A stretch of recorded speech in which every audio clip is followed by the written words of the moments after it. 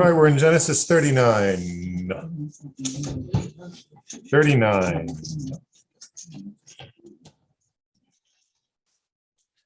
Last week we had a long excursus about the Samaritans, how they were, Genesis 39, and how the Samaritans were excommunicated by Zerubbabel and Joshua in the days of the last generation of prophets. That was fun. Get some background on the relationship between the Jews and the Samaritans, and some background for the Gospels there. And now Joseph's being taken down to Egypt, which is what happens in Genesis 39. So the Midrash begins this discussion by asking a question, Yilamadenu, right? This is one of the Yilamadenu sections. The Midrash Tanchuma, as a reminder, is a conglomeration of collections of Midrashim that were previously extant already. One of them was Midrash Yilamadenu, which we found Rabbi Nachman, or Rabbi Moshe ben Nachman, quoting at length in his commentary on the Torah. So that has been mixed in here with Midrash Tanchuma, the Yilamadenu. And they start with a halachic question usually. They start with the question of what's permissible or forbidden under Jewish law. And then from all the examples people give to answer the question, it reconnects back to the verse. So the halachic question today, teach us our Rabbi, what is the law regarding making Havdalah with the flame of a Gentile when Shabbat departs?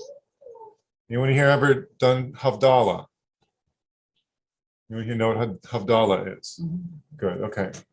In case you don't, Havdalah, so you open the Sabbath, as you probably know, with the lighting of Sabbath candles, and then there's several blessings, including a Kiddush, which is wine and bread are both present on a Friday night. You're going to be using probably challah, and so you have this sort of you ritually bless the wine and the bread, and you eat enough bread and drink enough wine to satisfy that requirement. You bless the day and you sanctify the day, which observant Jews will do a little bit before sunset.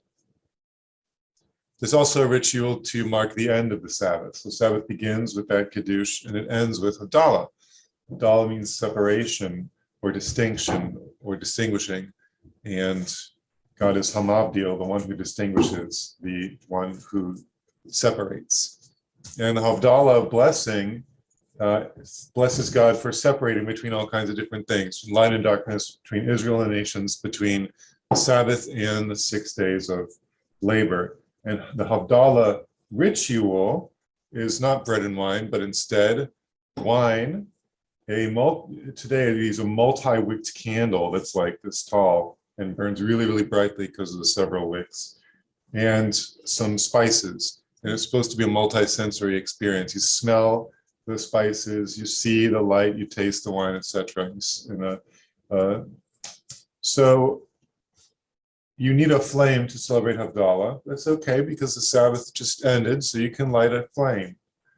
However, what if you lit your candle or an oil lamp or whatever from the candle of a Gentile or an idolater? All Gentiles are idolaters. Remember, in Judaism, all Gentiles are assumed to be idolaters, unless they're like Noachites or something. Jacob, here's a candle. Yeah, that's a Havdalah candle. You see the multiple wicks and the braided wax. A familiar sight. Cool. Thank you. So, yeah, my wife made one out of beeswax, sheets of beeswax rolled up with the wicks in it, and that worked really well. So, the Havdalah candle gets kind of gunky because you tip it over and dunk it in wine to put it out. So it's not, when it's not lit, it's probably not the best looking candle in the house, but it's more the ritual significance. So so you're doing Havdalah, you need some flame for your candle. You don't have any flame in your house because you're Jewish and you didn't light any candles on the Sabbath, and your Sabbath candles are only this tall because you bought them at, you didn't want to leave them lit overnight, so you want ones that burn down in like an hour. So you need some flame for your. Now, of course, now we have your Zippo or whatever, but at the time that someone was asking this question, maybe it was a little harder to get some flame. So why not? Because Gentiles have had their candles going all day. Can we just go get some fire from a Gentile? Seems easy. So they asked the rabbi, what's the law regarding making Havdalah with the flame of a Gentile on Shabbos party? You need some flame. What can we go get it from a Gentile? The rabbis taught thus, it is forbidden to make Havdalah with the flame of a Gentile when Shabbos departs. You make your own flame. Why? Because it did not rest from labor. Because the flame of the Gentile did not rest from labor. There's two ways that I've seen this interpreted. One is that literally the Gentile did work by the light of that candle on the Sabbath.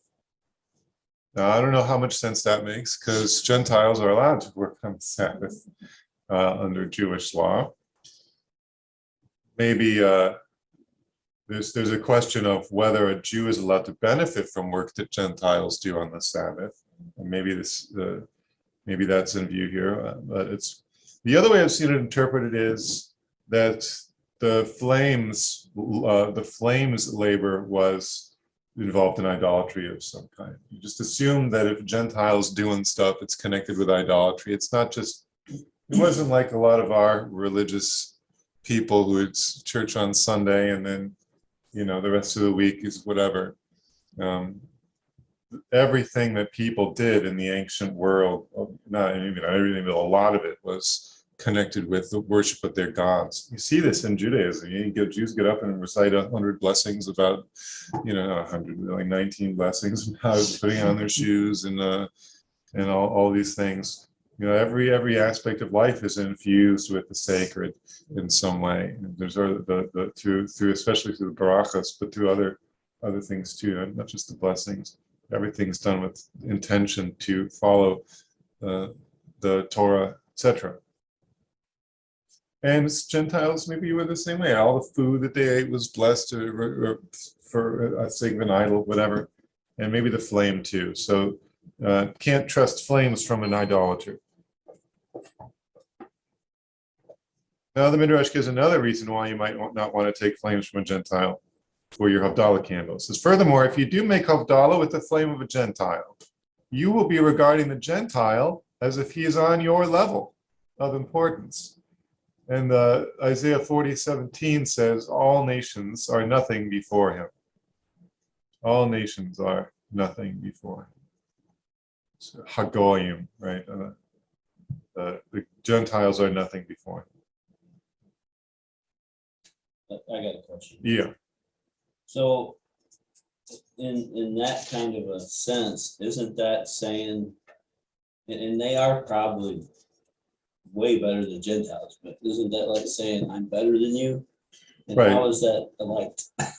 Yeah, so there's a sort of a mean streak sometimes in these sources concerning Gentiles. And you see it emerge in different ways. Usually you can interpret it as all Gentiles are idolaters, right? So all these people are worshiping rocks and trees. So, what's wrong with them? What's wrong with what's with their heads there? And sometimes it's more of a messianic era thought. It's not that an individual Gentile is necessarily a bad guy, but all the nations, all the people who have set themselves up as kings over little areas of the world, and all the people who, when Messiah comes, none of that's going to matter. This is all the nations are nothing before him. When Jesus comes, he's going to get rid of all of that. He's going to be in charge of everything. What does he need our president for? It's all going to go away, and he's going to be in charge of everything. So, and we believe that too, because Jesus is going to come back and he's going to make everything good. And to do that, he's going to have to be in charge, and no one's going to have a choice. So maybe that's in view here.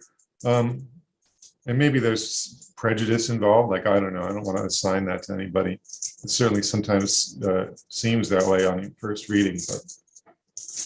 But now, Judaism is sort of purposefully not really aware of like Christianity being a religion that worships the same God and doesn't worship idols and so forth. In fact, a lot of Jewish people, even today, there's a few rabbis that are just adamant that Christians are idolaters there, and because of the Trinity is a real problem for them. I think we're worshiping a man, worshiping Jesus. And but there's others that are like, not really. I mean, it's close enough. So, and there's all kinds of things that we're at least supposed to be trying to do that they would say the Gentiles should do, like avoiding forbidden sexual relationships, all that stuff. We have all those rules too, whether we follow them or not, but we have all those rules too. And so there are other rabbis who have said, seems to be mostly good. And this is, it's, at least maybe they're being prepared for when the Messiah comes, they'll already have some of the stuff that they're supposed to be doing. So you get multiple streams of thought in these sources about Gentiles. Some of them are hopeful, some of them are not so hopeful. And you even see that in the Psalms and the prophets. You'll have one prophet say, all the nations will come to Jerusalem and God will teach them all how to do. And then you'll find another prophet who will say, God will crush all the nations under his fist and nothing. So, how do we reconcile those? Well, maybe those who submit to Jesus, who submit to the Messiah, will have a good, happy future under his reign, and the ones who resist, he'll crush. That's one way to think about it. Can you be safe to say that maybe the Jewish people are thinking like, well, it's just you're not as important, or it's not as important right now as what we're trying to do. Yeah, and instead of looking at it as, you guys are worthless, you're no good. Right. It's not the way they're thinking on that. Can you look at it in that sense too? You could, yeah. It's a matter of relative importance. Paul brings this argument in Romans. Paul spends a lot of time in Romans, and the other epistles too, but a lot of it's in Romans, making the argument that because there's only one God, God's also the God of the Gentiles. Even if they don't know about him, he is their God, because there aren't really any other gods. The reason he had to make that argument in such great detail is probably because there were a lot of Jews who thought, well, our God's just for us, and they have their stupid false gods, and God's not, our God's not really working with them at all. And Paul comes with a little bit more of a universalist view, in the sense that what he's saying is the God of Israel is not just the God of Israel, he's the God of everything, which of course you can find that all through the sources as well. But you also sometimes find an exclusivist view. God is our God. He's only really concerned about us. Another thing, well, one more thing before I forget. Another thing to keep in mind is all of these sources were written while Jews were being persecuted by Christians. So don't forget that. There was probably a little bit of acrimony there as well. Okay, go ahead. In the Torah study for this week, it talks about that you were just talking about God sort of condemning the nations, and it's sort of alluding to people that persecute God's people. Yeah. His elect, that they're in trouble. Yeah, exactly. And Jesus talks about this in the sheep and goat parable. All the sheep and the goats are judged by how they treat the least of his brothers, which you could interpret to be his disciples, right? Because he's the firstborn among many brethren. You could also interpret it as being the Jewish people in a more like in a literal sense. I think maybe both are in view, although I don't know. But yeah. So yeah, there's a lot, and there's probably book after book after book that's been written on this type of language in the sources, in Jewish sources, and I haven't read too much about it, so I'm just sort of speaking extemporaneously here. It would be fun to go look at someone who's really dove into that question and see what they have to say about it. So the Midrash is going to illustrate this idea of the nations being nothing before God with an anecdote. The story is told of Antoninus, who came to Caesarea and sent to summon our saintly rabbi. Antoninus was a Roman emperor. He's the one after Hadrian, I think. I think he's the one after Hadrian. Remember, Hadrian, we talked about a few months ago, was so persecuted the Jews so much that some later generations of Jews got him mixed up with the guy who destroyed the temple, the second temple. Antoninus, I think, is the one that came after him. And our saintly rabbi is a reference to Yehuda Hanasi, the redactor of the Mishnah, who did that around the year 200.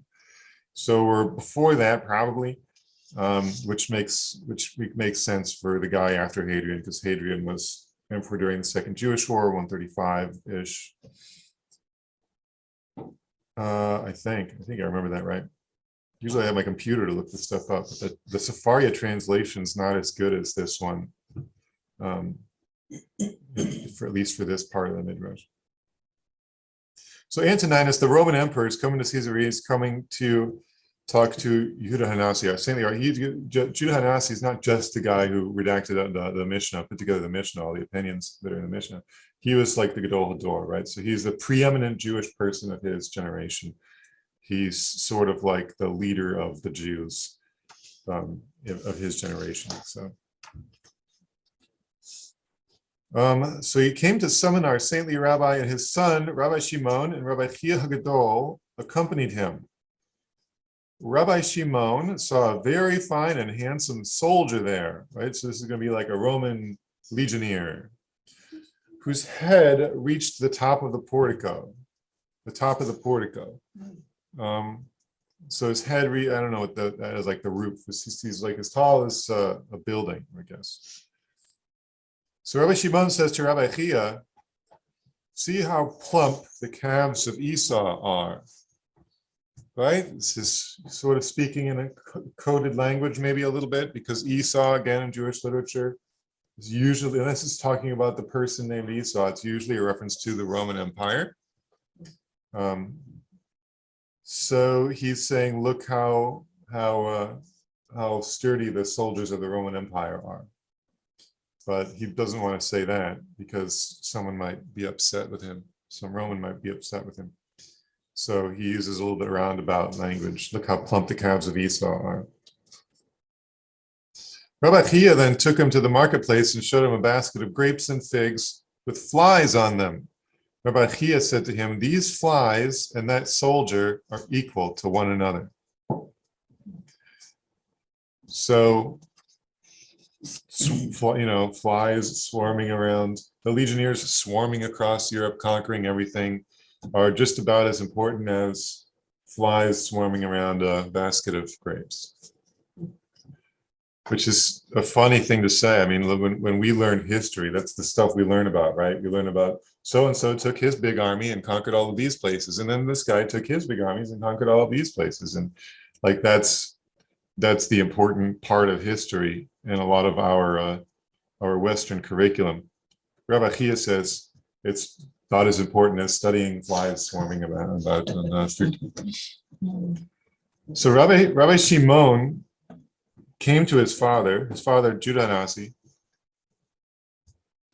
and said to him, I said this and Rabbi Chia said that. He repeats the conversation. And so Rabbi Yehuda Nasi says to his son, Rabbi Chia attributed such worth to the Roman legionnaires that he compared them to flies? Those soldiers are of no value whatsoever. Flies, at least, are the emissaries of HaKadosh Baruch Hu. Sometimes God will use a fly for some purpose. Like it says in Isaiah 7:18, it shall be on that day that Hashem will whistle to the fly that is at the far end of Egypt's rivers.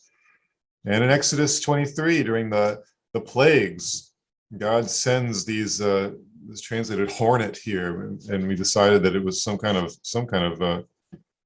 a bug. And so too, the lice and the frogs were God's emissaries during the plague. So God can use all of those, whereas these legionnaires ain't worth jack.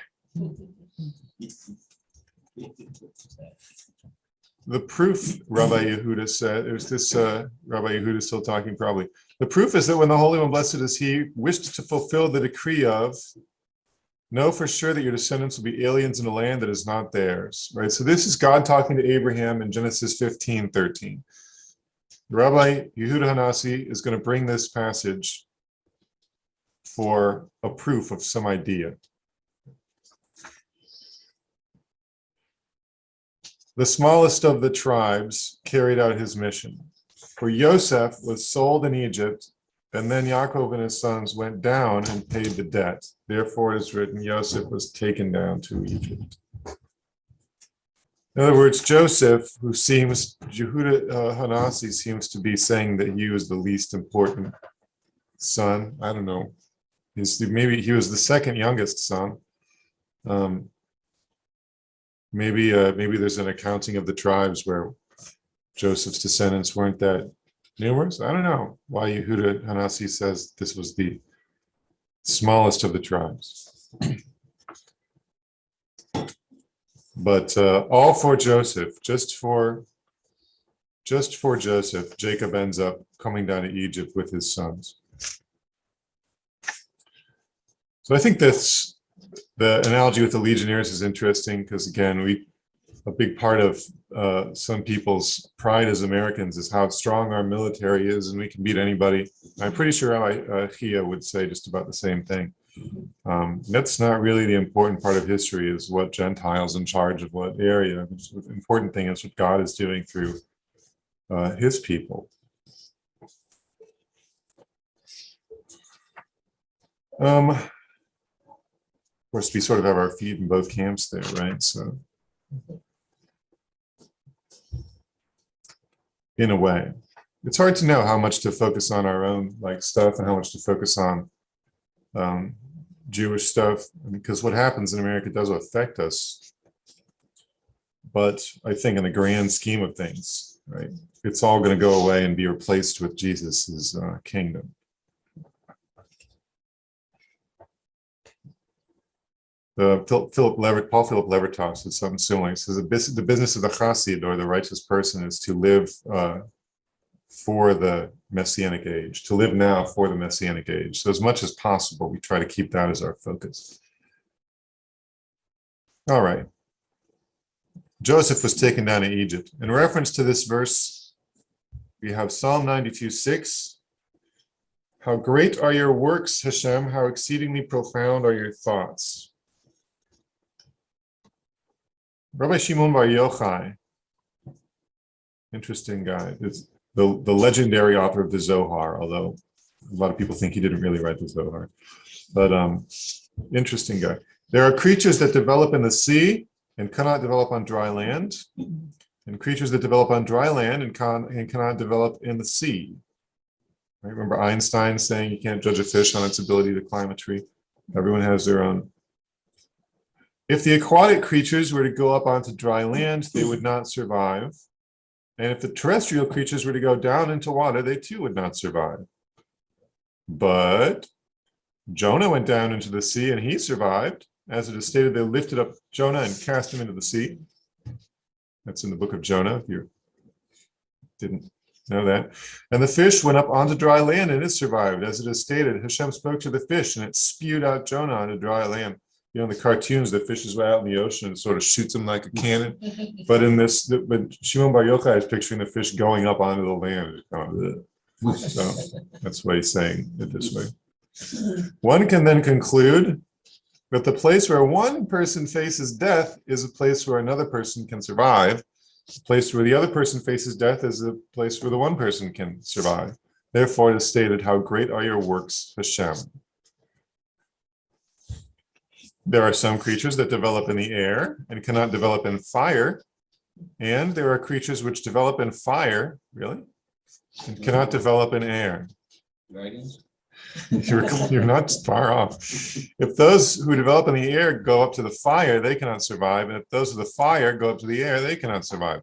However, Hananiah, Mishael, and Azariah were thrown into the furnace and they survived. As it is stated, thereupon Shadrach, Meshach, and Abednego stepped out of the fire.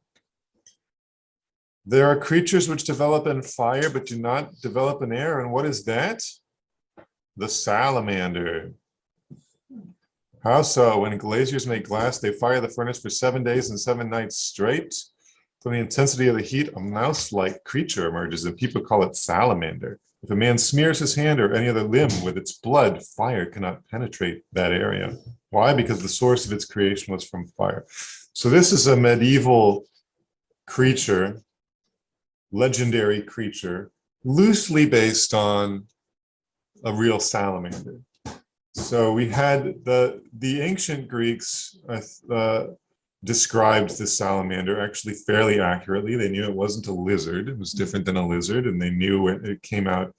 You would see it in association with rain, and so and they even accurately described some of the markings on salamanders. But in medieval times, people started like ascribing legendary attributes to the salamander. And one person who studies medieval legends thinks maybe, well, salamanders like to curl up in rotting logs. So maybe people were bringing these logs in, burning them, and then out from the fire would come a salamander. And they would think, oh man, this is cool. The salamander is immune to fire. They're not really. Salamanders are not immune to fire. Don't get confused. As a result of this, our sages of blessed memory said, Torah scholars are impervious to the fire of Gehinnom, so the fire of the final hell. And this can be proven by a kal vachomer from the case of a salamander. For if in the case of a salamander whose source of life is in fire, one who smears himself with its blood is impervious to fire, then Torah scholars who observe the Torah, which is the law that was given in fire, remember, there's fire on the mountain. And those who study it are called the house of Yaakov is a fire, the house of Jacob is a fire. That's, I think, in Obadiah. All the more so that they are impervious to fire. Therefore, it is stated, how great are your works, Hashem. So is that a metaphor? Yeah, they're using the salamander as like an example. That legendary creature does not exist.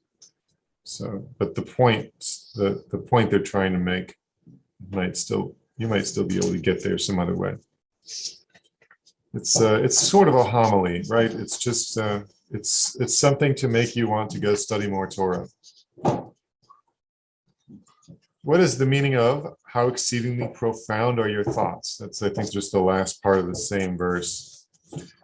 You took a profound thought with Abraham and the covenant between the parts when you told him, know for sure that your descendants will be aliens. Rabbi Yehuda bar Shalom said, they will be aliens and temporary residents in a land that is not theirs. They will be enslaved for 400 years. You would think that they would have gone down there bound in chains if that were the case. That's what it sounds like in Genesis 15. It sounds like someone's going to come get them and capture them and put them in chains and take them down to Egypt. But God didn't do it that way. But he devised a way to bring them down there in a respectable manner. So he plotted that Jacob would love Joseph and his brothers would hate him and sell him to the Ishmaelites. They would take him down to Egypt, and then Jacob and his children would go down for his sake. As is stated, and Joseph was taken down to Egypt. So God has ways of getting his plans done in the way that he wants. Next section, same verse. Joseph was taken down to Egypt. In reference to this, the verse states, go and see the works of God. He is awesome indeed toward mankind. That's Psalm 66:5. Rabbi Yahushua ben Korcho said, even the awesome deeds that you bring upon us, you bring about through a pretext. In other words, if God wants to do something, he'll find a reason to do it, but he was going to do it anyway. It gives an example from, it gives a couple of examples. So the first example it gives is, come and see, for when the Holy One, blessed is He, created the world, from the first day He created the angel of death. How do we know? Rabbi Berechia said, for it is stated, and there was darkness upon the face of the deep. This refers to the angel of death, who darkens the faces of creatures. Man was created on the sixth day, and a pretext was sought against him that he brought death to the world. As it is stated, for on the day you eat of it, you shall surely die. In other words, Adam eating the fruit was just a pretext. God had already created the angel of death. What did He make that for unless He was planning on somebody dying? This can be compared to a man who sought to divorce his wife. When he was about to go home, he wrote out a divorce contract. Then he entered his house with the divorce contract in his hand, and looking for a pretext to give it to her, he said, pour me out a cup so that I can drink. She poured it out for him, and when he took the cup from her hand, he said to her, here is your divorce certificate. She said, what did I do wrong? He said, get out of my house. He poured me a cup of lukewarm water. She said, you knew that I would pour you a lukewarm cup because you'd already written the divorce contract and brought it with you. Here too, Adam said to the Holy One, blessed is He, Master of the world, before you created your world, 2,000 years ago, the Torah was a nursling beside you. For thus it is written in Proverbs 8:30, I was then His nursling, I was His delight each day. Each day. So this is saying that that's the Torah. Now, each day in Hebrew is yom yom. And this, the Midrash says, Yom Yom is 2,000 years, because Yom is 1,000 years, and Yom is 1,000 years. Yom Yom is 2,000 years.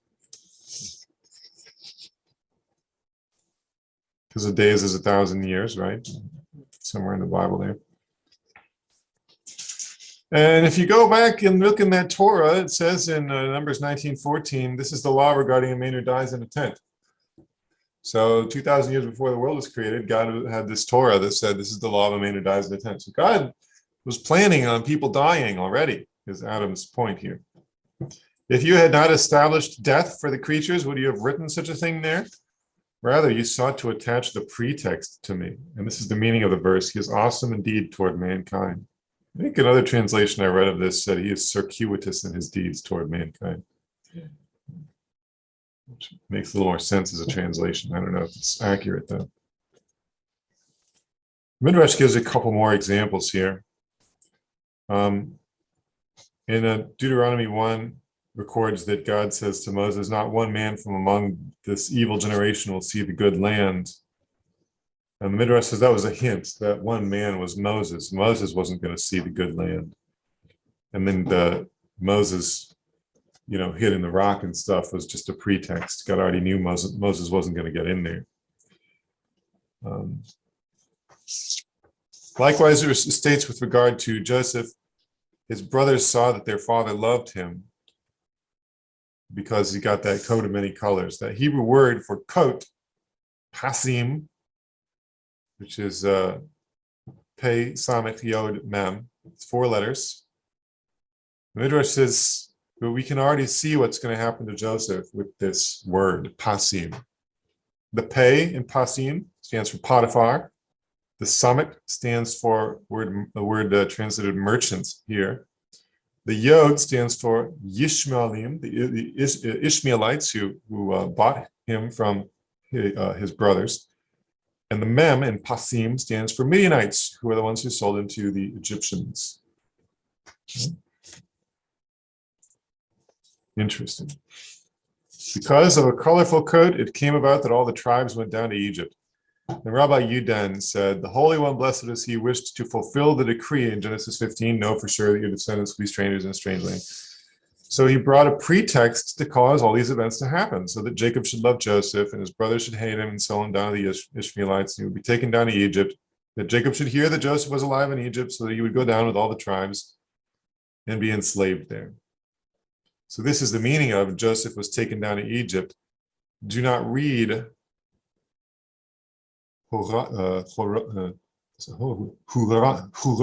my Hebrew pronunciation is terrible. Hurad, no, do not read Hurad, taken down, but Horeed, which means he took down.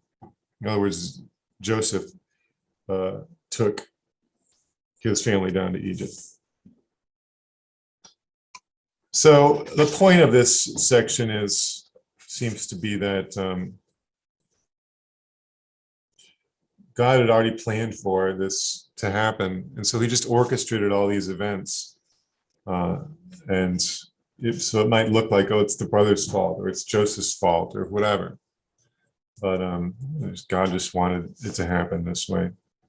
Joseph says that to his brothers too. Yeah, he does. Yeah, he says God intended all of this so that to keep much people alive, I think, as it says in the King James, to save much people alive. I can't remember. Hey, Jacob. Yeah.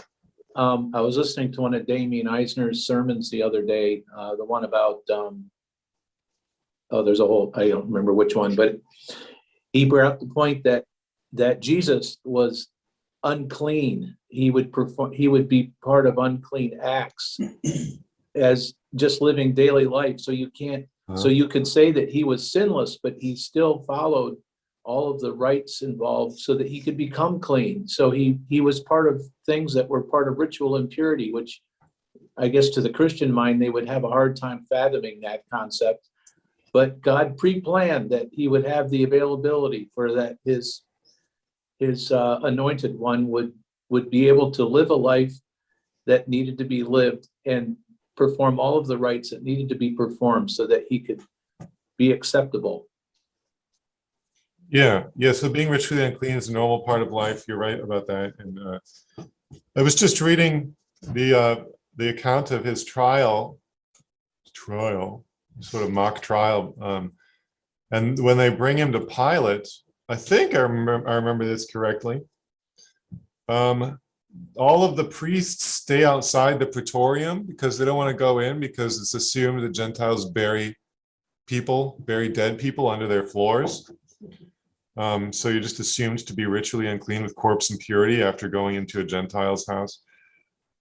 And of course, the priests couldn't become unclean because the same day they had to go sacrifice all of everybody's Passover lambs. But then Pilate brings Jesus in to the praetorium. So there you go. Yeah, and he pointed out that even some of the miracles that Jesus performed, actually, he became ritually unclean as a result of it. Right. So yeah, when he touches a leper, or like I think he touches the woman with an issue of the woman with an issue, blood, the girl that raised from the dead. Yeah. We talked about this with Jen Rosner on a Messiah podcast episode, and she brought up something interesting, which is that he seems to be able to reverse conditions that led to impurity in other people. So anything that would lead to ritual impurity that someone else had, if he touched them, their condition would go away. So usually impurity is contagious. He seemed to have like a contagious purity. So that's kind of interesting. So how can he be considered ritually unclean if he was what you just said? Yeah, so that's I don't know. I don't know who's right. Oh, okay. I don't know who's right about that. It's an interesting way of thinking about it. Yeah, it's under normal like Jewish law, he certainly would have had situations where he'd become unclean.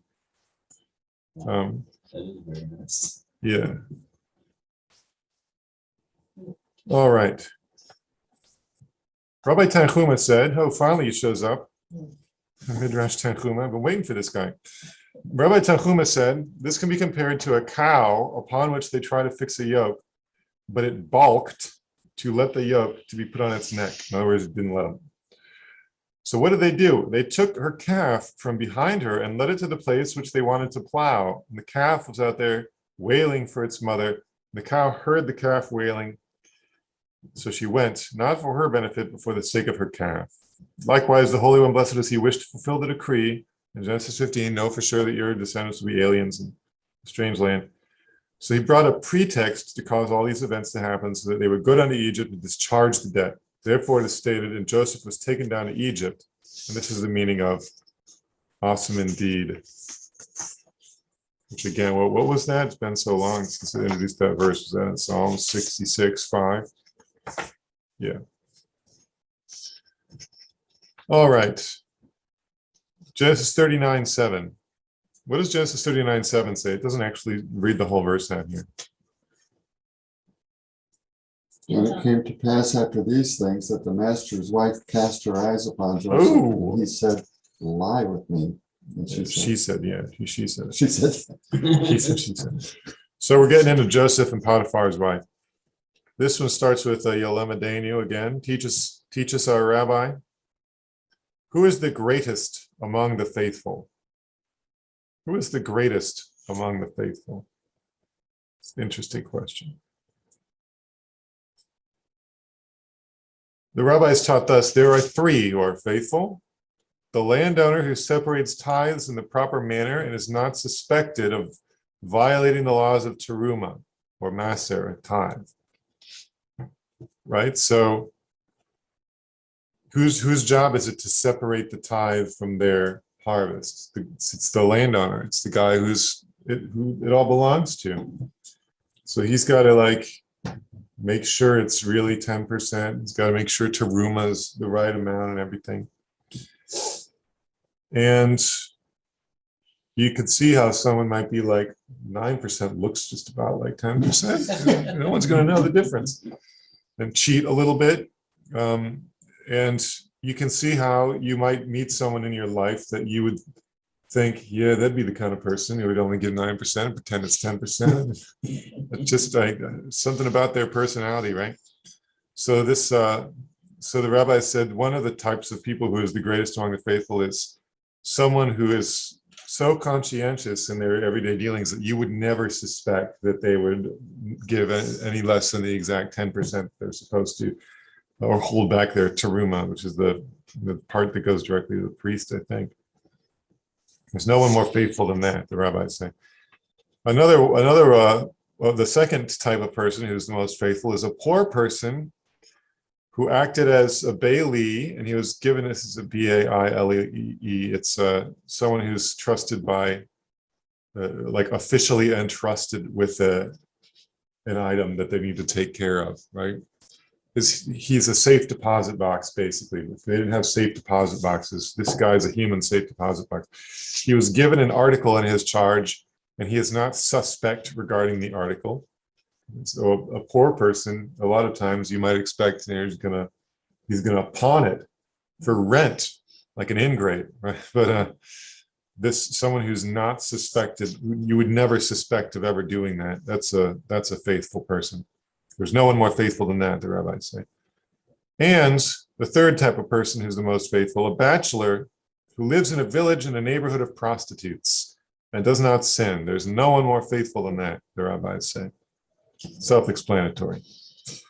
You will not find a person more faithful than Joseph, who was in Egypt. Yet though he was a mere 17 years old, he was not suspect of immorality, especially since his mistress was with him in the house and she was enticing him daily. She even changed her clothes 3 times a day. The clothes she wear in the morning, she wouldn't wear at noontime. The clothes at noontime, she would not wear in the late afternoon. Why did she go to such lengths? So that he would be attracted to her. Raiding around in different outfits every day. Kind of a funny image. Our rabbis of blessed memory said, once it happened that all Egyptian women gathered to gaze at Joseph's handsomeness. So what did Potiphar's wife do? She took etrogs, right? Like from Sukkot. It's a citrus fruit. They gave one to each of them, and then she gave a knife to each one. She then summoned Yosef and stood him up in front of them. Because they were staring intently at Yosef's good looks, they cut themselves. I think this means they must have been trying to cut up the etrog. I don't know why you would just see someone attractive and I think they must have got distracted while slicing the etrog. That's my guess what this means. She then said to them, see, if this happens to you, just looking at him for a second, how much more for me as to see this guy every day? Each day she would tempt him in all kinds of ways, but he held back his impulse. From where do we know this? Well, it says it right there in Genesis 39. Next section, same verse. It happened after these events. In reference to this, the verse states, and I discovered more bitter than death is the woman who snares, and whose heart is nets, and whose arms are chains. That's Kohelet Ecclesiastes 7:26. Maybe I should call hell it's Ecclesiastes. I always doubt myself when I say it out loud. Rabbi Yehuda Bar Shalom said, "There's nothing as difficult as a woman." No, there's no temptation as difficult to men as a woman.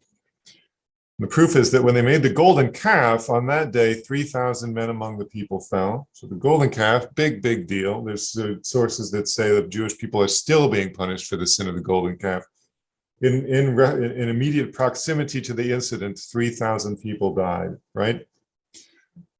Well, when we have this incident with Cosby and Zimri, when the women were tempting the men of Israel, and you remember Zimri brings Cosby, the daughter of Balak, the king of Moab, into his tent, and Phineas throws the spear through both of them. Remember that story? On that day, 24,000 people died. So the implication being that the temptation to promiscuity is even stronger than the temptation to idolatry. Certainly true today. To have it be true even then is different, because remember, the sources say that in that time, the urge to commit idolatry was sort of like any other urge of the Yetzer Hara. You don't feel a compulsion or like a strong desire to go worship an idol. The rabbis say that it used to be that way. There used to be that worshiping an idol was sort of like, like eating ice cream or having an intimate relationship. It's something that provided intense pleasure, and it was something that people would crave. And the men of the Great Assembly, I believe, petitioned God to take away that desire. And he did, but the price that they paid was that was the last generation of prophets. And then they said, this is going really well. Let's tell God we don't want the Yetzer Hara anymore. We don't want any of these desires. And then after 3 days, not a single chicken in Israel laid an egg, and they realized that no one would ever build a house again or plant a vineyard or create children. So they said, okay, reverse that last thing. But they were able to, at that time, get rid of the desire to have relations with close family members. That's how the legend goes. That's why people don't particularly want to have relations with their mothers, sisters, and brothers and fathers anymore. It's an interesting legend.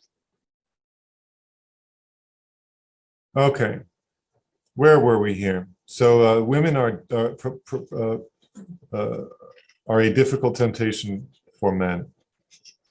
I don't think he means that's the only thing that we need to know about women. It's maybe saying more about men than it is about women if you're paying close attention here. We find women to be irresistible temptations. What is the meaning of these phrases? This one I wasn't able to make sense of. So anyway, we'll skip to the next thing. Come and see, for when the Holy One, blessed is he, wished to create Chava, Eve, he was deliberating from which part should he create her. What part of Adam is he going to nab to create Eve? He said, if I create her from the head, she will be proud or haughty or arrogant. If I create her from the eye, she'll be prying. In other words, she'll always be trying to see what other people are doing. If from the ear, no, from the mouth, she'll be a gossip. From the ear, she'll be an eavesdropper. If I create her from the hands, she'll pilfer things. If I create her from the feet, she'll be a gadabout. In other words, she'll be just walking around looking for trouble. So what did the Holy One, blessed is he, do? You're going to love this. It gets better. He created her from a side, a modest place, so that she should be modest and stay at home. Despite this, he didn't create her from the head so that she should not be arrogant, but Isaiah 33:16 says the daughters of Zion are arrogant, they're haughty. He didn't create her from the eye so that she should not be prying, but Chava, Eve, saw that the tree was good, she couldn't stop looking at it. He didn't create her from the mouth so that she should not be a gossip, but Leah arose and was a gossip, as it is said in Genesis 30:15. She's arguing about how Rachel took her husband. Similarly, it states Miriam and Aaron spoke about Moses. Aaron's there too. He did not create her from the ear so that she should not be an eavesdropper, but then Sarah arose and was listening at the entrance of the tent. He did not create her from the hand so she should not pilfer, but Rachel stole the teraphim from her father. He did not create her from the feet so that she should not walk around looking for trouble, but then Leah arose and Dinah arose walking around looking for trouble.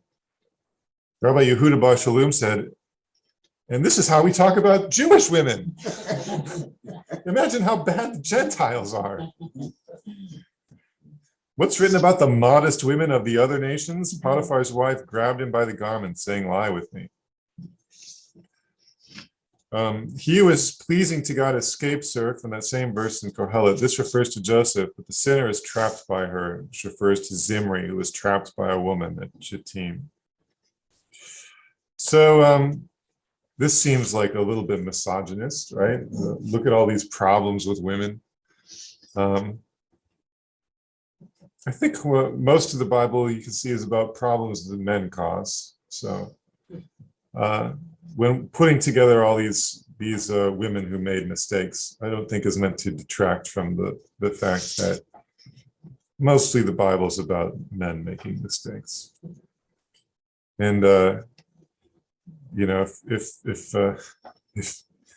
the woman was created from the modest side of Adam and still had all those problems, think of all the problems Adam's got, right? Where'd she get it? What's the call that just the human Yeah.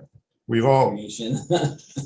got all these problems, all these temptations. All right. Well, let's stop here because the next section is a little bit too long, doing 3 minutes, 4 minutes.